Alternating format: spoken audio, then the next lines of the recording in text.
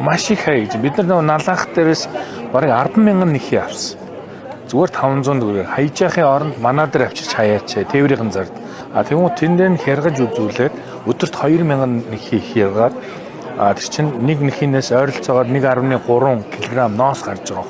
Энэ ноосыг бид нар бордоонд ашиглаж болно. Монголд 30 сая хойно. 30 сая хойноос жилдээ ойролцоогоор 40,000 тонн ноос гарч. За энэний ихэнх хувийг нь манад угаах үйлдвэрүүд угаагаад хятад руу гаргаж. 1 тонн ноосыг угаахад хичнээн хэмжээний химийн бодис. Дээрээс нь 1 тонн ноосыг угаахад 500 кг ноос гардаг байхгүй. Ашиглаж болох. Бусдынгийн Монголд хайж байна. Тэгэхээр манай энэ ноос нь бордоо бол 1 тонн ноосноос 950 кг бордоо гарч. Тэгэхээр бид нар бол 100% ноосыг ашиглаж байгаа. Одоо тэр тусмаа ноосондоосоо одоо хэвлийн хэсэг буюу одоо туурайны хэсгүүд дандаа хайж шатаадаг малчид.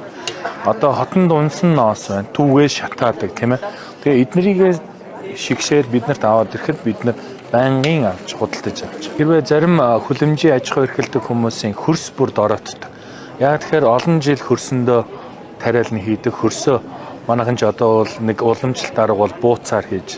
Тэр нь тийм үр дүн байхгүй. Тэгэхэд манайх хөрсийг ирүүлжүүлэхийн тулд 1 м квадратад 150 г носон бордоо орж. Эннээс 150 г.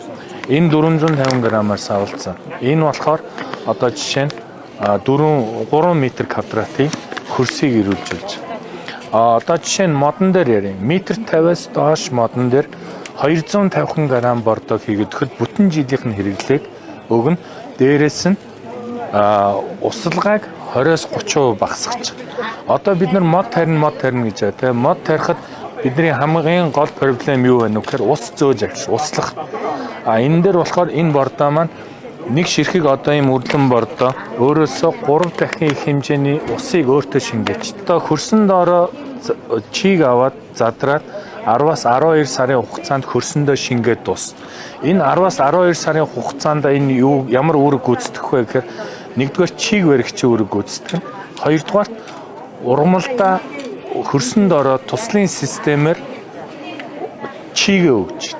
Таслааны цэцгэн тэгээд 12 сарын дараа таслааны цэцгээ хөрсөө солих гэдэг авахд хөрсөн өөрөө хөвдөн хөрс болсон. Зүгээр хар шороог хөвдөн хөрс болгож. Ийм давуу талуудтай. 2019 оноос хойш Герман улс руу экспортод явуулж байгаа. Энэ болохоор 26 улс бүртгэлтэй Европын холбоонд органик бордоо муйма гэдгийг баталгаажуулсан FIBL гэдэг энэ гэрчлэл.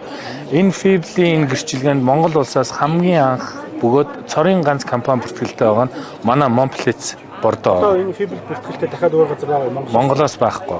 Одоо ч байхгүй. Европын холбоо руу экспортлж байгаа учраас одоо жишээ нь Бельгиэс, Францаас биднэрт үнийн санал юм уу бордооны танилцуулга өгөөч гэж хүсэлт ирдэг. Тэгээд бид нар эхний ээлжинд танилцуулга явахдаа бид нар энэ FIBL бүртгэлтэй гэх юм бол нөгөө нөхдүүд бол өөр ярих юм байхгүй. За үнэ ярь. Энэ бүртгэлтэй бордоо бол одоо бүх улс Европын холбоонд хүлээн зөвшөөрөгдсөн байна гэсэн. За энэ болохоор Omrai гэдэг Америк, Мексик, Канадад хүчин төгөлдөр органик бордоо мөн гэдгийг баталгаажуулсан юм бүтээгдэхүүн. Одоо бид нар 22 оноос эхлэн Америк руу эхнийхээ 18 тонныг гаргацсан байгаа. Одоо Amazon дээр зарагдаж байна манай бордоо. Тохирлын гэрчлэгээ Монгол улсад хүчин төгөлдөр үйлчилдэг. Одоо энэ бордоо ямар технологиор яаж хийж байгаа гэдгийг энэ гэрчлэгээ байгаа. Тохирлын гэрчлэгээ байгаа. Монголын.